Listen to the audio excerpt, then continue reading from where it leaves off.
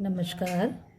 कक्षा 12वीं के पाठ्य पुस्तक आरोह भाग 2 के काव्य खंड के पाठ 6 उषा, जिसके कवि शमशेर बहादुर सिंह जी हैं, इनका जीवन परिचय इस प्रकार से है। नई कविता के समर्थकों में शमशेर बहादुर सिंह की एक अलग छवि है। इनका जन्म 13 जनवरी सन 1911 को देहरादून में हुआ था। इनकी प्रारंभिक शिक्षा देहरादून में ही हुई। इन्होंने उच्च शिक्षा इलाहाबाद विश्वविद्यालय से प्राप्त की। चित्रकला में इनकी रुचि प्रारंभ से ही थी। इन्होंने प्रसिद्ध चित्रकार उकील बंधुओं से चित्रकारी में प्रशिक्षण लिया। इन्होंने सुमित्रा नंदन पंत के पत्र रूपाभ में कार्य किया। 1977 ईस्वी में चुका भी हूँ नहीं मैं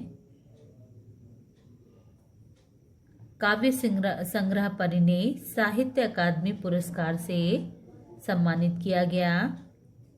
इन्हें कबीर सम्मान सहित अनेक पुरस्कार मिले। सन 1993 में अहमदाबाद में इनका देहांत हो गया।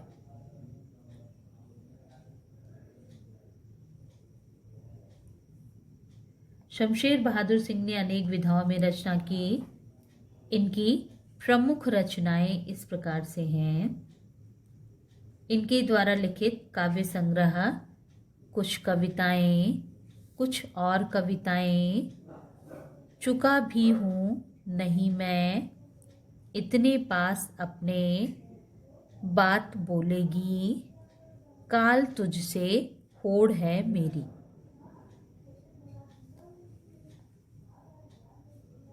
इनके द्वारा संपादन कार्य भी किया गया उर्दू हिंदी कोश के रूप में।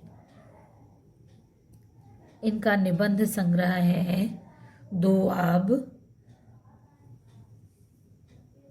कहानी संग्रह प्लाट का मोर्चा,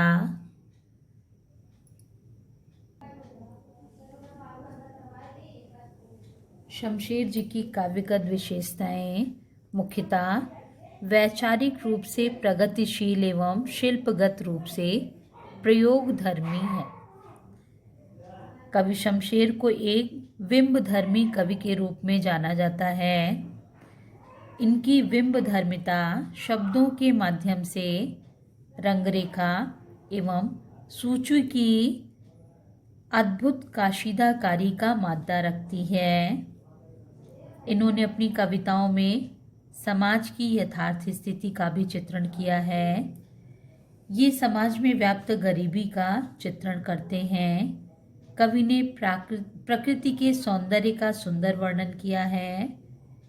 प्रकृति के नज़दीक रहने के कारण इनके प्राकृतिक चित्र अत्यंत जीवंत लगते हैं। आपके पाठ्यक्रम में इनके द्वारा लिखित उषा कविता, इसमें प्रातःकालीन वातावरण का सजीव चित्रण है। शमशेर की कविता एक संधि स्थल पर खड़ी है।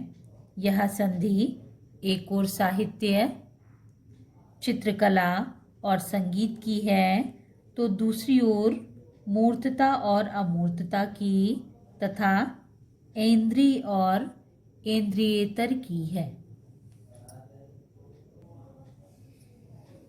इनकी भाषा शैली साहित्यिक खड़ी बोली का प्रयोग, कथा और शिल्प दोनों ही स्तरों पर इनकी कविता का मिजाज अलग है। उर्दू शायरी के प्रभाव से संज्ञा और विशेषण से अधिक बल सर्वनामों, क्रियाओं, अव्ययों और मुहावरों को दिया गया है। सचेत इंद्रियों का यह कवि जब प्रेम, पीड़ा, संघर्ष और सृजन को गूंथकर कविता का महल बनाता है, तो वह ठोस तो होता ही है, अनुगूंजों से भी भरा होता है। इनके द्वारा लिखित कविता उषा प्राकृतिक सौंदर्य का जीवंत रूप चित्रित करती है।